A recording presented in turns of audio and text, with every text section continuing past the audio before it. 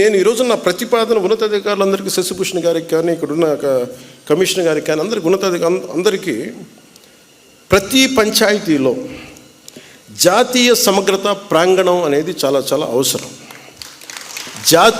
దాంట్లో జాతీయ సమగ్రత స్తూపం,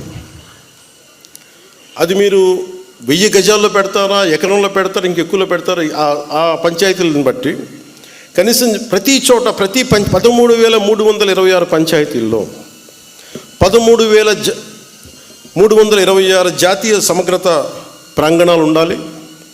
13,326 జాతీయ సమగ్రత స్తూపాలు ఉండాలి.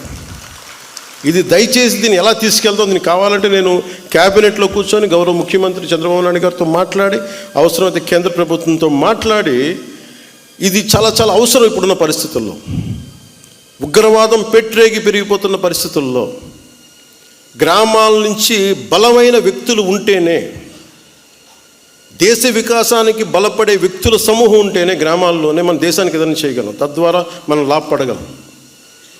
మనకి ఉనికినిచ్చిన మన దేశం తాలూకు మనం భాగస్వామ్యులు కాకపోతే, ఇది నాకు సంబంధం లేదు, నా కులం కాదు, నా పార్టీ కాదు, మా ఏరియా కాదు అనుకుంటే అలా కుదరదు. అందుకని దీనిని జాతీయ సమగ్రతని పెంచే ఈ జాతీయ సమగ్రత ప్రాంగణాలకి దయచేసి మీరు ఒక ప్రణాళిక తీసుకెళ్ళవలసిందిగా మనస్ఫూర్తిగా నేను మీ అందరికీ తెలియజేస్తాను.